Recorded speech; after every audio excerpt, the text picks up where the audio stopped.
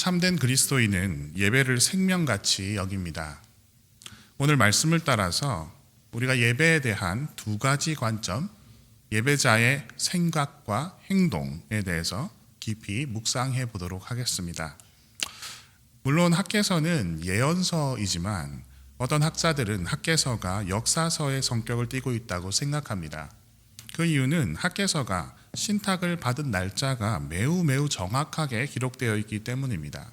우리 1절에 보면요, 다리오 왕 제2년 6월 1일이라고 기록되어 있고 15절 맨 마지막 절을 보면 다리오 왕 2년 6월 24일이라고 기록되어 있습니다. 즉 이 학개서 1장은 그가 첫 신탁을 받은 내용인데 그 첫 신탁이 24일 동안의 기록이라는 뜻입니다.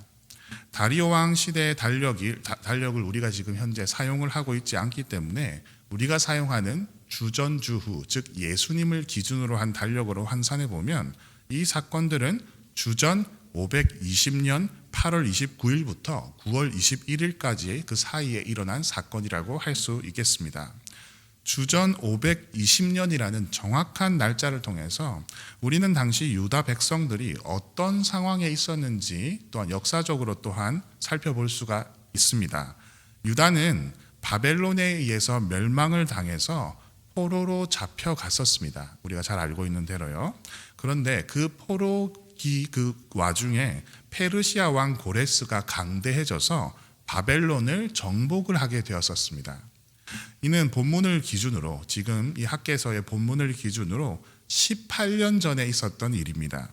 그래서 고레스는 바벨론의 모든 포로들에게 고향으로 돌아가라라는 칙령을 발표했었고, 이에 유다 백성들은 2년에 걸쳐서 포로 귀환을 하게 됩니다. 정리하면 18년 전에 고레스 칙령으로 인해서 1차 포로 귀환이 시작되었고 2년의 기간이 지났으니 지금 유다 백성들은 고향에 돌아온 지 16년이 되었던 시점입니다. 자, 하나님은 선지자 학개를 통해서 지금 고향에 돌아온 지 16년이 된 유다 백성들을 향해서 그들의 잘못된 생각과 그들의 잘못된 행동을 지적을 하십니다. 자, 먼저 그들의 잘못된 생각은 무엇이었을까요? 이것입니다. 예배를 중요하지 않게 생각한 것입니다. 하나님의 백성이라고 자부했던 그 이스라엘 백성들이 약속의 땅 가나안으로 다시 돌아와서 16년 동안 무엇을 했을까요? 하나님께 예배를 드리고자 하는 열망으로 성전을 재건했을까요? 아니면 다윗의 왕권을 회복을 하기 위해서 예루살렘 성벽을 재건했을까요? 그랬더라면 얼마나 좋았겠습니까? 하지만 우리가 2절에서 보시면 이렇습니다. 만군의 여호와가 이같이 말하노라. 이 백성이 말하기를, 지금 이 백성들이 어떠한 생각을 하고 있는지 보십시오. 여호와의 전을 건축할 시기가 이르지 아니하였다. 여러분, 이것을 원어로서 직역을 해보면 이렇습니다. 시기가 되지 않았다. 여호와의 집을 지을 시기가 라고 이 때라는 말을 앞뒤로 붙이고 있습니다. 시기가 되지 않았다. 건축할 시기가, 이렇게 얘기하고 있습니다. 16년이 흘렀습니다. 그런데 그들은 아직도 하나님께 예배할 때가 되지 않았다고 말하고 있습니다. 여러 상황이, 또 여러 정황이 아직은 예배보다는 좀 더 챙겨야 할 것이 많다고 말하고 있는 상황입니다.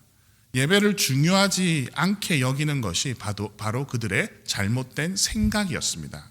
자, 그렇다면 다음으로 그들의 잘못된 행동은 무엇이었을까요?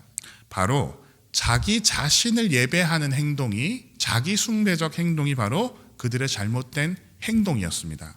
4절과 9절 하반절을 보시면 이렇습니다. 4절은 보시면요, 이 성전이 황폐하였거늘 너희가 이때에 판벽한 집에 거주하는 것이 옳으냐라고 하나님께서 그들에게 묻고 계시고요. 9절 하반절 보면 내 집은 지금 이렇게 황폐하였으되 너희는 각각 자기의 집을 짓기 위해 빨랐음이라 라고 기록하고 있습니다. 여러분 보시면요, 이 두 구절이 전부 다 이 성전 내 집은 황폐하였거늘 이라고 기록하고 있는데요, 이것은 상황절이라고 우리가 부르는데요, 직역하면 이렇습니다. 이걸 좀 더 원어적인 이 센스를 살려서 직역하자면 이는 내 성전이 황폐한 것을 너희가 보고 있으면서 그것을 뻔히 보면서도 라는 의미로 해석할 수 있습니다. 자, 그들은 하나님의 성전이 무너진 상황을 분명히 보고 있습니다. 보고 있으면서도 그들은 정작 어떻게 행동했습니까? 9절 하반절 보시는 것처럼 자기 집 짓기에 빨랐다라는 질책입니다. 여기서 원어로 보면 이렇습니다. 각각 자기의 집으로 달려갔다라는 뜻입니다. 사실 내달렸다라는 뜻으로 표현합니다. 여러분 이 속도가 보이십니까? 그들은 성전을 향해서는 16년 동안 문구적거리고 있었는데 자기 집 짓기 위해서는 재빠르게 달리고 있는 것입니다. 자, 특히 여기서 또 우리가 봤던 4절에 보면 성전이 황폐한 것을 지금 보고 있으면서 자신들은 어떤 집에 살고 있다고 합니까? 판벽한 집에 살고 있다 합니다. 우리가 이게 판벽한 집이라는 표현을 많이 쓰진 않습니다. 그렇기 때문에 이게 무슨 말이지 하고 그냥 슬쩍 넘겨버리기 쉬운데 사실 이 판벽한 집으로 번역된 세푸님이란 단어는 화려하게 꾸민 집이란 뜻입니다. 화려하게 우리의 집을 꾸몄다라는 뜻입니다. 그래서 특히 열왕기상 6장 9절에 보면 이 세푸님이란 단어가 어디에 사용되는지 아십니까? 성전을 짓는 데 사용됩니다. 그러니까 성전을 아름답게 꾸밀 때 사용되는 단어가 바로 이 세푸님이란 단어입니다. 자, 이것이 시사하는 바가 무엇입니까? 그들은 하나님의 성전을 짓는 대신 자기 자신을 위한 성전, 자기의 집을 아름답게 꾸미고 살고 있었던 것입니다. 따라서 하나님께서 지금 지적하시는 그들의 잘못된 행동은 무엇입니까? 그들은 무엇보다 빠르게 자기 자신을 위한 성전을 짓고 그들은 자기 자신을 예배하는 삶을 살고 있었던 것입니다. 자, 그들이 예배를 경시하고 자기를 숭배하는 이유는 무엇이었을까요? 우리가 본문에서 여러 구절에서 살필 수 있는 6절 그리고 9절에서 11절까지 보면 그것은 바로 자기 번영입니다. 그들은 더 많은 수확을 원했고 더 좋은 옷을 입길 바랬고 더 높은 수익을 추구하느라 성전을 지을 시간과 돈을 쓰지 않았던 것입니다.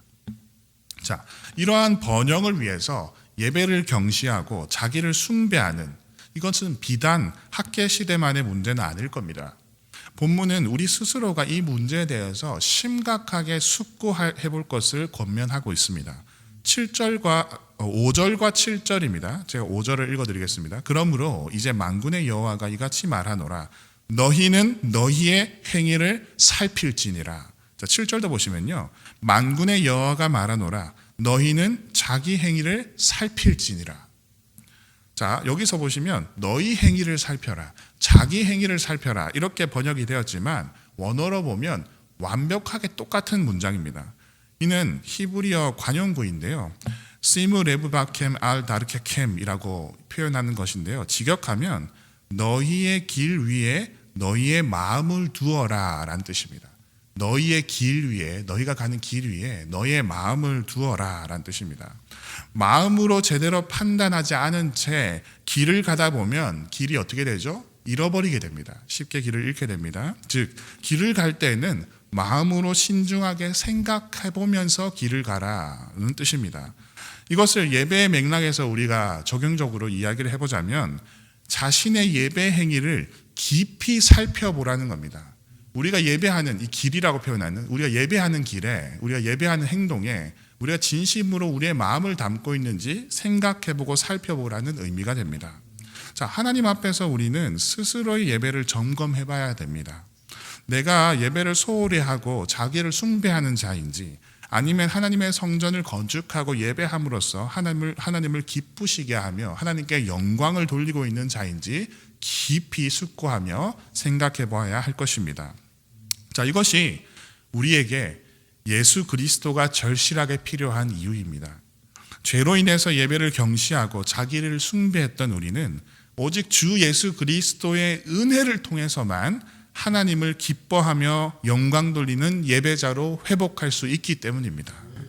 자, 예배자의 생각과 행동은 그래서 예수 그리스도 안에서 변화되어야 하겠습니다.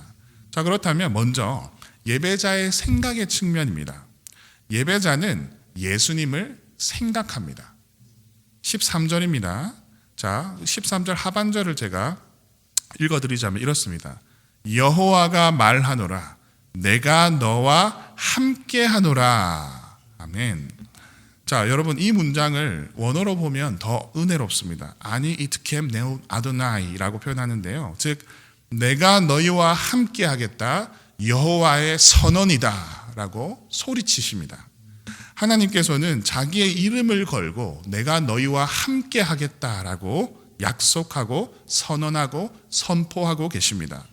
자, 여러분 이 행동하심의 약속은 자연스럽게, 이 동행하심의 약속은 자연스럽게 우리를 임마누엘이신 예수 그리스도께 이끕니다. 보라, 처녀가 잉태하여 아들을 낳을 것이요 그의 이름을 임마누엘이라 하리라 하였으니 이를 번역한즉 하나님이 우리와 함께 계시다 함이라. 아멘.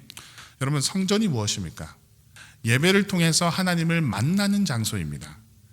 예수님을 통해서 하나님이 우리와 함께 하신다는 이 약속은, 이 임마누엘의 약속은 우리 각자가 하나님의 성전이 되었으며 하나님을 기뻐하며 하나님께 영광을 돌리게 되었다는 의미입니다. 따라서 하나님과 동행하는 예배자는 결코 하나님께 드리는 예배를 경시할 수 없습니다. 왜냐하면 예배자는 하나님께서 함께 하시는 예수님을 깊이 생각하는 자이기 때문입니다. 자, 다음으로 예배자의 행동의 측면을 우리가 한번 주목해 봤으면 좋겠습니다. 예배자는 예수님을 위해 행동하는 사람들입니다.